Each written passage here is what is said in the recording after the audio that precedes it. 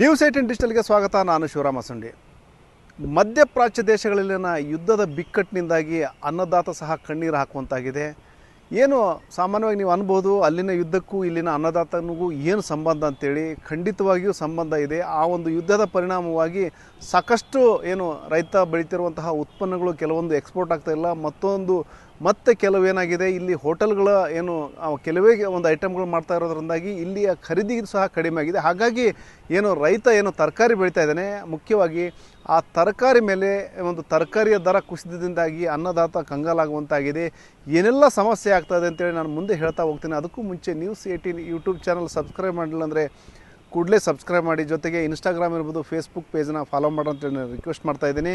ಈಗೇನು ಮಧ್ಯಪ್ರಾಚ್ಯದ ಒಂದು ಬಿಕ್ಕಟ್ಟಿನ ಬಗ್ಗೆ ಹೇಳ್ತಾ ಇದ್ದೆ, ಆ ಒಂದು ಬಿಕ್ಕಟ್ಟು ಮತ್ತಷ್ಟು ತಾರಕಕ್ಕೇರಿದೆ ಅಂತ ಹೇಳ್ಬೋದು. ಯಾಕಂದರೆ ಇರಾನ್ ವರ್ಸಸ್ಸು ಇರಾಕ್ ಮತ್ತು ಅಮೇರಿಕಾ ಯುದ್ಧ ಮುಂದುವರೆದೇ ಇದೆ ಮತ್ತು ಅದು ಸದ್ಯಕ್ಕೆ ನಿಲ್ಲುವ ಲಕ್ಷಣಗಳು ಸಹ ಕಾಣ್ತಾ ಇಲ್ಲ. ಇದರಿಂದಾಗಿ ಏನು ನಮ್ಮ ಕರ್ನಾಟಕದಲ್ಲಿರುವಂತಹ ಅನ್ನದಾತನ ಮೇಲೆ ಒಂದು ದೊಡ್ಡದಾದ ಪರಿಣಾಮ ಬೀರ್ತಾ ಇದೆ ಅಂತ ಹೇಳ್ಬೋದು. ಎರಡು ರೀತಿಯ ಪರಿಣಾಮಗಳಾಗ್ತಾ ಇದ್ದಾವೆ ಇಲ್ಲಿ. ಅಂದರೆ ಇಲ್ಲಿ ಮುಖ್ಯವಾಗಿ ಏನಂದರೆ ತರಕಾರಿ ದರ ಈ ಒಂದು ಯುದ್ಧದ ಎಫೆಕ್ಟ್ನಿಂದಾಗಿ ತೀವ್ರ ಕುಸಿತ ಕಂಡಿದೆ ಮತ್ತು ಬೇರೆ ಬೇರೆ ರೀತಿಯ ಒಂದು ಪರಿಣಾಮಗಳು ಸಹ ಆಗ್ತಾ ಇದ್ದಾವೆ. ಈಗೇನು ನಾವು ಹುಬ್ಬಳ್ಳಿಯ ಒಂದು ಮಾರುಕಟ್ಟೆ ನೋಡಿದಾಗ ಏಷ್ಯಾದಲ್ಲಿನೇ 2ನೇ ಅತಿ ದೊಡ್ಡ ಮಾರುಕಟ್ಟೆ ಹುಬ್ಬಳ್ಳಿಯದ್ದಾಗಿದೆ. ಇಲ್ಲಿ ಸಾಕಷ್ಟು ತರಕಾರಿ ಮಾರಾಟ ಆಗುತ್ತೆ. ಅಂದರೆ ಬೇರೆ ಕಡೆಯಿಂದ ಇಲ್ಲಿ ತರಕಾರಿ ಬರುತ್ತೆ, ಇಲ್ಲಿಂದ ತರಕಾರಿ ಮಾರಾಟಗಾರರು ಇಲ್ಲಿಂದ ತರಕಾರಿ ತೆಗೆದುಕೊಂಡು ಹೋಗಿ ಮಾರಾಟ ಮಾಡ್ತಾರೆ. ಒಂದಾದರೆ ರೈತರು ಸಹ ನೇರವಾಗಿ ಇಲ್ಲಿ ತರಕಾರಿ ತಂದು ಮಾರಾಟ ಮಾಡುವಂತಹ ಕೆಲಸ ಮಾಡ್ತಾರೆ. ಜೊತೆಗೆ ಇಲ್ಲಿಂದ ಕೆಲವೊಂದು ಐಟಮ್ಗಳು ಬೇರೆ ದೇಶಗಳಿಗೆ ಎಕ್ಸ್ಪೋರ್ಟ್ ಆಗುವಂತಹ ಒಂದು ಪ್ರಕ್ರಿಯೆ ನಡೆಯುತ್ತೆ. ಹಾಗಾಗಿ ಇದು ಒಂದು ರೀತಿಯಲ್ಲಿ ಇದೇನು ತರಕಾರಿ ಮಾರಾಟದ ಒಂದು ಹಬ್ ಅಂತಲೇ ಹೇಳ್ಬೋದು ಹುಬ್ಬಳ್ಳಿಯ ಒಂದು APMC. ಇಂತಹ ಹುಬ್ಬಳ್ಳಿ APMCನಲ್ಲಿನ ವಹಿವಾಟು ಒಂದಷ್ಟು ತೀವ್ರ ಕುಸಿತ ಕಂಡಿದೆ ಅಂತ ಹೇಳ್ಬೋದು. ಇದಕ್ಕೆ ಮುಖ್ಯ ಕಾರಣ ಅಂದರೆ ಯುದ್ಧ. ಇಲ್ಲಿ ಯುದ್ಧದ ಕಾರಣದಿಂದಾಗಿ ಒಂದಷ್ಟು ಐಟಮ್ಗಳ ಒಂದು ಎಕ್ಸ್ಪೋರ್ಟ್ ನಿಂತಿದೆ. ಸೋಯಾಬೀನ್ ಇರ್ಬೋದು, ಕೆಲವೊಂದು ಏನು ವಿದೇಶದಲ್ಲಿ ಬಳಕೆ ಮಾಡುವಂತಹ ವಸ್ತುಗಳ ತರಕಾರಿಗಳ ಒಂದು ಎಕ್ಸ್ಪೋರ್ಟ್ ನಿಂತಿದೆ. ಇದರ ಜೊತೆ ಏನಂದರೆ ಇಲ್ಲಿನ ಹೋಟೆಲ್ ಉದ್ಯಮದ ಮೇಲೆ, ಯಾಕಂದರೆ ಸಿಲಿಂಡರ್ ಕೊರತೆಯಿಂದಾಗಿ ಸಾಕಷ್ಟು ಹೋಟೆಲ್ಗಳಲ್ಲಿ ಕೆಲವೊಂದು ಮೆನು ಅಂದರೆ ಕೆಲವೊಂದು ಐಟಮ್ಗಳನ್ನ ಕಡಿತ ಮಾಡಲಾಗಿದೆ. ಅದರಿಂದಾಗಿ ಆ ಒಂದು ಹೋಟೆಲ್ ಉದ್ಯಮಿಗಳೇನೆಂದರೆ ತಮಗೆ ಕೆಲವು ಒಂದು ಐಟಮ್ಗಳು ಮಾಡ್ತಾ ಇರೋದ್ರಿಂದಾಗಿ ಅದಕ್ಕೆ ಎಷ್ಟು ಅವಶ್ಯಕತೆ ಇದೆಯೋ ಅಷ್ಟು ಮಾತ್ರ ತರಕಾರಿ ತೆಗೆದುಕೊಳ್ತಾ ಇದ್ದಾರೆ. ಹಾಗಾಗಿ ಅಲ್ಲಿ ತರಕಾರಿ ಹೋಟೆಲ್ಗಳೇನು ಎಷ್ಟು ಖರೀದಿ ಮಾಡ್ತಾಯಿದ್ರು ರೆಗ್ಯುಲರ್ ಆಗಿ ಅಷ್ಟು ಪ್ರಮಾಣದಲ್ಲಿ ಒಂದು ಏನು ಖರೀದಿ ಆಗ್ತಾ ಇಲ್ಲ. ಹೀಗಾಗಿ ಇಲ್ಲಿ ಏನಂದರೆ ಎರಡೂ ರೀತಿಯ ಒಂದು ಹೊಡೆತ ಬೀಳ್ತಾ ಇರೋದ್ರಿಂದಾಗಿ ಅದರ ಒಂದು ತರಕಾರಿ ದರ ಕುಸಿತ ಕಂಡಿದೆ. ಸಾಕಷ್ಟು ಅಂದರೆ ಇದರಲ್ಲಿ ಟೊಮೆಟೊ ಇರ್ಬೋದು, ಈರುಳ್ಳಿ ಇರ್ಬೋದು, ಸೋಯಾಬೀನ್ ಇರ್ಬೋದು, ಕ್ಯಾರೆಟ್ ಇರ್ಬೋದು, ಚೌಳಿಕಾಯಿ ಇರ್ಬೋದು, ಹೀರಿಕಾಯಿ ಮತ್ತು ಬೆಂಡೆಕಾಯಿ, ಈ ರೀತಿ ಒಂದು ಬಹುತೇಕ ಹೂಕೋಸು ಇರ್ಬೋದು ಮತ್ತು ಕೋಸುಗಡ್ಡೆ ಇರ್ಬೋದು, ಈ ರೀತಿ ಮುಖ್ಯ ಒಂದು ತರಕಾರಿ ಒಂದು ವಸ್ತುಗಳಂತ ಹೇಳ್ತೀವಿ, ಅದರ ಬೆಲೆ ಒಂದು ಪಾತಾಳಕ್ಕೆ ಕುಸಿದಿದೆ ಅಂತ ಹೇಳ್ಬೋದು. ಈಗ ಟೊಮೆಟೊದೇ ಉದಾಹರಣೆ ತೆಗೆದುಕೊಂಡ್ರೆ ಈ ಹಿಂದೆ ಯುದ್ಧಕ್ಕೂ ಮುಂಚೆ 20 ರೂಪಾಯಿ kg ಮಾರಾಟ ಆಗ್ತಾಯಿತ್ತು. ಈಗ 10 ರೂಪಾಯಿಗೆ ದರ ಕುಸಿತವಾಗಿದೆ. ಅಂದರೆ 20 ರೂಪಾಯಿಯಿಂದ 10 ರೂಪಾಯಿಗೆ ದರ ಕುಸಿತವಾಗಿದೆ. ಇನ್ನು ಸೋಯಾಬೀನು 80ರಿಂದ 100 ರೂಪಾಯಿ ಮಾರಾಟ ಆಗ್ತಾಯಿತ್ತು. ಈಗ 50ರಿಂದ 60 ರೂಪಾಯಿಗೆ ಪ್ರತಿ kg ಮಾರಾಟ ಆಗ್ತಾಯಿದೆ. ಇನ್ನು ಚೌಳಿಕಾಯಿ ಏನಂದರೆ ಈಗ 30 ರೂಪಾಯಿ kg ಸಿಗ್ತಾಯಿದೆ. ಈ ಮುಂಚೆ 60 ರೂಪಾಯಿ kg ಅದು ಲಭ್ಯವಾಗ್ತಾ ಇತ್ತು. ಕ್ಯಾರೆಟ್ ವಿಚಾರಕ್ಕೆ ಬಂದರೂ ಸಹ ಅಷ್ಟೇ, 60ರಿಂದ 70 ರೂಪಾಯಿ ಒಂದು ಪ್ರತಿ kgಗೆ ಒಂದು ಮಾರಾಟ ಆಗ್ತಾಯಿತ್ತು. ಈಗ 40 ರೂಪಾಯಿಗೆ ಆ ಒಂದು ಕುಸಿತವಾಗಿದೆ. ಅದೇ ರೀತಿ ಸೌತೆಕಾಯಿನೂ ಇದೇ ಪರಿಸ್ಥಿತಿ ಇದೆ. ಬದನೆಕಾಯಿನೂ ಸೇಮ್ 60 ರೂಪಾಯಿ 70 ರೂಪಾಯಿ ಇದ್ದಂತಹ ರೇಟು 40 ರೂಪಾಯಿಗೆ ಇಳಿದಿದೆ. ಈ ರೀತಿ ಬಹುತೇಕ ಪ್ರಮುಖ ತರಕಾರಿಗಳಿದ್ದಾವೆ, ಆ ಒಂದು ತರಕಾರಿಗಳ ದರ ಕುಸಿತವಾಗಿದೆ. ಈಗ ಬೇರೆ ಬೇರೆ ಅಂದರೆ ಈ ಒಂದು ಹುಬ್ಬಳ್ಳಿ ಸುತ್ತಮುತ್ತಲಂತಲ್ಲ, ಧಾರವಾಡದ ಜಿಲ್ಲೆಯ ಒಂದು ರೈತರು ಮಾತ್ರ ಬರಲ್ಲ, ಪಕ್ಕದ ನೆರೆ ಜಿಲ್ಲೆಗಳ ಒಂದು ಬೆಳಗಾವಿ ಇರ್ಬೋದು, ಕೊಪ್ಪಳ ಇರ್ಬೋದು, ಗದಗ ಇರ್ಬೋದು ಮತ್ತು ಬಾಗಲಕೋಟೆ ಇರ್ಬೋದು, ನೆರೆ ಜಿಲ್ಲೆ ಕಾರವಾರ, ಹಾವೇರಿ ಮೊದಲಾದ ಜಿಲ್ಲೆಗಳಿಂದಲೂ ಸಹ ರೈತರು ಈ ಒಂದು ತಮ್ಮ ಕೃಷಿ ತರಕಾರಿ ಉತ್ಪನ್ನಗಳನ್ನ ಇಲ್ಲಿ ತಂದು ಮಾರಾಟ ಮಾಡುವಂಥ ಕೆಲಸ ಮಾಡ್ತಾರೆ. ಆದರೆ ಅವರು ಹೇಳ್ತಾ ಇರೋದು ಏನಂದರೆ, ನಾವು ಬಾಡಿಗೆ ಹಾಕ್ಕೊಂಡು ಬರ್ತೀವಿ, ಆ ಒಂದು ಬಾಡಿಗೆಗೂ ಸಿಗಲಾರಂಥ ಪರಿಸ್ಥಿತಿ ಅಷ್ಟರ ಮಟ್ಟಿಗೆ ದರ ಇದೆ. ಹೀಗಾದರೆ ನಾವು ಹೆಂಗೆ ಮಾಡೋದು? ಯಾಕಂದರೆ ನಾವು ಅಲ್ಲಿ ತರಕಾರಿ ಕಿತ್ತಲಿಕ್ಕೆ ಕೂಲಿ ಕೊಡಬೇಕು ಮತ್ತು ಬೆಳೀಲಿಕ್ಕೆ ಸಾಕಷ್ಟು ಖರ್ಚು ಮಾಡಿರ್ತೀವಿ. ಹಾಗಿರ್ಬೇಕಾದ್ರೆ ಒಂದು ಅಟ್ಲೀಸ್ಟು ಏನು ಹಾಕಿದ ಬಂಡವಾಳ ಆದರೂ ವಾಪಸ್ ಬಂದರೆ ನಮಗೇನು ಅಭ್ಯಂತರ ಇಲ್ಲ. ಆದರೆ ಇದು ಏನು ದರ ಕುಸಿತದಿಂದಾಗಿ ಸಾಕಷ್ಟು ತೊಂದರೆ ಆಗ್ತಾಯಿದೆ. ಎಷ್ಟೋ ಸಂದರ್ಭಗಳಲ್ಲಿ ಏನು ಗಾಡಿ ನಾವೇನು ಕೃಷಿ ಉತ್ಪನ್ನಗಳು ತಂದಂತಹ ವಾಹನದ ಬಾಡಿಗೆನೂ ಕೊಡಲಾರಂಥ ಪರಿಸ್ಥಿತಿನೂ ಉಂಟಾಗ್ತಾ ಇದೆ. ಈಗಾದರೆ ನಾವು ಭಾಳ ಕಷ್ಟ ಅನ್ನೋ ಒಂದು ಮಾತನ್ನು ಹೇಳ್ತಾ ಇದ್ದಾರೆ. ಬೇಳೂರ್ಲಿಂದ ಬಂದೀವಿ ಸರ್ ನಾವು, ಕೊಪ್ಪಳ ತಾಲೂಕು ಡಿಸ್ಟಿಕ್ಕು ಕೊಪ್ಪಳ ಸರ್. ಅಲ್ಲಿಂದ ಚವಳಿಕಾಯಿ ತೊಗೊಂಬಂದೀವಿ ಸರ್ ನಾವು. ಅಲ್ಲಿಂದ ಬಂದೀವಿ 2-3 ಸಾವಿರ ಚವಳಿಕಾಯಿ ಮಾರಕತ್ತೈತಿ ಸರ್. ಕೂಲಿ ಆಳೆ ಬೆಲೆ 300 ರೂಪಾಯಿ ಕೂಲಿ ಸರ್. ಅವರು ಮುಂಜಾನೆ 11ಕ್ಕೆ ಬಂದು 5ಕ್ಕೆ ಹೋಗ್ಬಿಡ್ತಾರೆ ಸರ್. ಹಂಗಾಗಿ ನಮ್ಗೆ ಭಾಳ ಸಮಸ್ಯೆ ಆಗೈತೆ ಸರ್. ಈಗ ಚವಳಿ ರೇಟ್ ಪೂರ ಒಳಗೆ ಹೋಗ್ಬಿಟ್ಟಿದೆ. ಗಾಡಿ ಬಾಡಿಗೆ ಎಲ್ಲ ಮೈ ಮ್ಯಾಗ ಐತೆ ಸರ್. ಕೈಲಿಂದ ಕೊಡ್ಬೇಕು ಆಳಿಗೆ. ಮೊದಲ 5-6 ಸಾವಿರ ಮಾರೈತೆ ಸರ್. ಅದು ಈಗ 2 ಸಾವಿರ 3 ಸಾವಿರ ಹಿಂಗೆ ಮಾರಾಗ್ತಿದೆ. ಹ್ಞೂ ಸರ್. ಕ್ವಿಂಟಾಲಿಗೆ ಸರ್, ಕ್ವಿಂಟಾಲಿಗೆ 2-3 ಸಾವಿರ ಮಾರಾಕತ್ತೈತೆ ಸರ್. ಭಾಳ ಸಮಸ್ಯೆ ಆಗೈತೆ ಸರ್. ಅದು ಆಳಿಗೆ ಕೂಲಿ ಮೈ ಮ್ಯಾಗ ಐತೆ ಸರ್.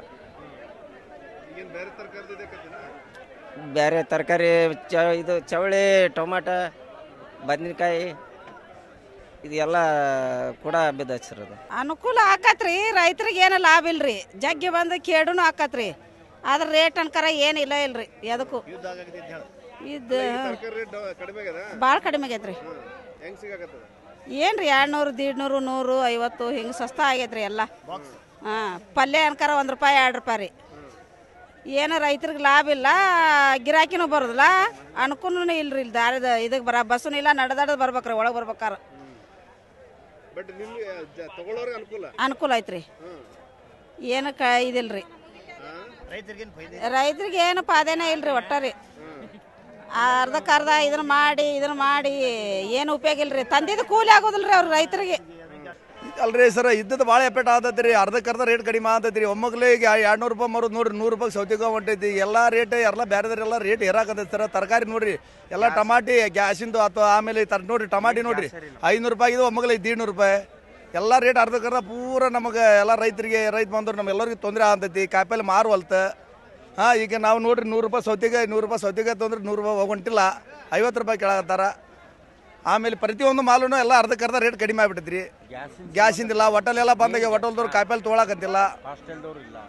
ಹಾಸ್ಟೆಲ್ಗಿರಿಗೆಲ್ಲ ಬಂದಾಗೆ ಹಾಸ್ಟೆಲ್ದವ್ರು ಒಬ್ಬರು ಬರೋದಿಲ್ಲ. ಎಲ್ಲ ದೊಡ್ಡ ಸಮಸ್ಯೆ ಆಗೈತೆ ಸರ್. ಇದು ಇದ್ದದ್ರಿಂದ ಭಾಳ ಸಾಮಾನ್ಯ ಜನರಿಗೆ ಭಾಳ ತೊಂದರೆ ಆಗತೈತಿ.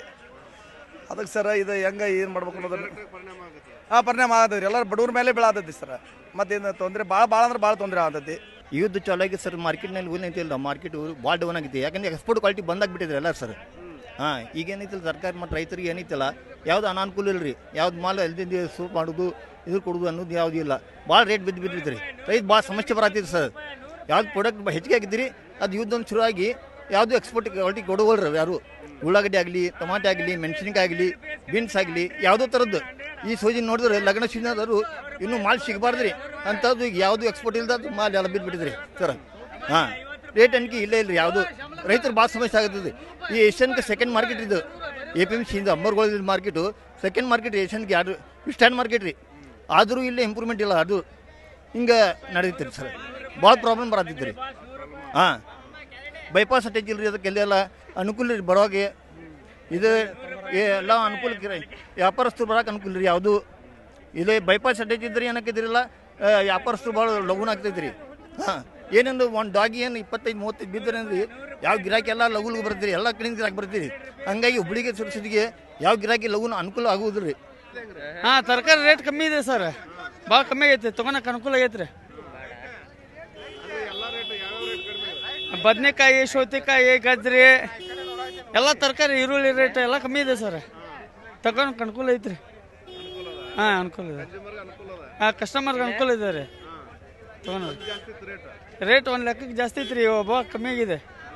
ಇದರ ನಡುವೆ ವರ್ತಕರು ಸಹ ಸಾಕಷ್ಟು ತಮ್ಮ ಅಳಲು ತೊಳ್ಕೊಂಡಿದ್ದಾರೆ. ಯಾಕಂದರೆ ಏನು ಈಗ ವರ್ತಕರು ಏನು ತರಕಾರಿ ತಂದಿರ್ತಾರೆ, ಏನು ತರಕಾರಿ ಇಟ್ಕೊಂಡಿರ್ತಾರೆ, ಅದು ಮಾರಾಟ ಆಗಲಿಲ್ಲ ಅಂದರೆ ಅವ್ರಿಗೆ ದಲ್ಲಾಳಿನೂ ಸಿಗೋಲ್ಲ. ಜೊತೆಗೆ ಏನು ನಿರೀಕ್ಷಿತ ಮಟ್ಟದಲ್ಲಿ ಏನು ರೇಟ್ ಸಿಗಲಿಲ್ಲ ಅಂದರೆ ಅವ್ರಿಗೂ ಸಹ ಹೊಡೆತ ಬೀಳ್ತಾ ಇದೆ.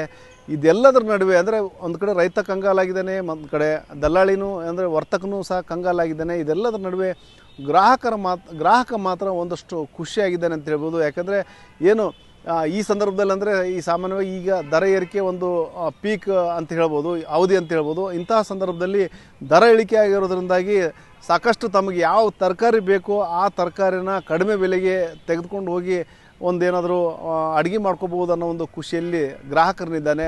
ಅದೇನೇ ಇದ್ದರೂ ಸಹ ಗ್ರಾಹಕನು ಸಹ ಅದೇ ಹೇಳ್ತಾ ಇದ್ದಾನೆ. ಅಂದರೆ ನಮಗೇನು ಒಂದಷ್ಟು ದರ ಕುಸಿದಿಂದ ಒಂದಷ್ಟು ಖುಷಿಯಾಗಿರ್ಬೋದು, ಆದರೆ ರೈತನಿಗೆ ಇದರಿಂದ ತೊಂದರೆ ಆಗ್ತಾಯಿದೆ. ಹಾಗಾಗಿ ಈ ಪ್ರಮಾಣದಲ್ಲಿ ದರ ಕುಸಿತ ಆಗಬಾರ್ದು ಅನ್ನೋ ಒಂದು ಮಾತನ್ನು ಗ್ರಾಹಕರು ಸಹ ಹೇಳ್ತಾ ಇದ್ದಾರೆ. ಅದೇನೇ ಇರಲಿ, ಯುದ್ಧದ ಪರಿಣಾಮವಾಗಿ ಅನ್ನದಾತ ಕಂಗಾಲಾಗಿದ್ದಾನೆ. ಈ ನಿಟ್ಟಿನಲ್ಲಿ ಒಂದಷ್ಟು ಏನು ಪ್ರೋತ್ಸಾಹಧನ ಏನಾದರೂ ಸರ್ಕಾರ ಕೊಟ್ಟಲ್ಲಿ ಒಂದಷ್ಟು ಅನುಕೂಲ ಆಗುತ್ತೆ ಅನ್ನೋ ಒಂದು ಮಾತನ್ನು ಸಹ ರೈತರು ಹೇಳ್ತಾ ಇದ್ದಾರೆ. ಇದರ ನಡುವೆ ಏನಂದರೆ ಯುದ್ಧ ನಿಂತರೆ ಸಾಕು, ನಮಗೆ ಏನೋ ಒಂದಷ್ಟು ಬಿಗ್ ರಿಲೀಫ್ ಸಿಗುತ್ತೆ ಅನ್ನೋ ಒಂದು ಮಾತುಗಳು ಕೇಳಿ ಬರ್ತಾ ಇದ್ದಾವೆ. Shivarama Sunday, news 18 Hubballi. ನಿರ್ಭೀತ, ನಿಷ್ಪಕ್ಷಪಾತ, ವಿಶ್ವಾಸಾರ್ಹ ಸುದ್ದಿಗಳಿಗೆ ಹೆಸರಾಗಿರುವ ನ್ಯೂಸ್ 18 ಕನ್ನಡ ಈಗ ಆಪ್ನಲ್ಲೂ ಲಭ್ಯವಿದೆ. ದಯವಿಟ್ಟು ಇಲ್ಲಿರುವ QR ಕೋಡ್ನ ಸ್ಕ್ಯಾನ್ ಮಾಡಿಕೊಂಡು ಆಪ್ ಡೌನ್ಲೋಡ್ ಮಾಡೋದಕ್ಕೆ ಮರಿಬೇಡಿ. ನಿಮ್ಮ ಬೆಂಬಲ ಹೀಗೆ ಸದಾ ನಮ್ಮೊಂದಿಗಿರಲಿ. ಧನ್ಯವಾದ.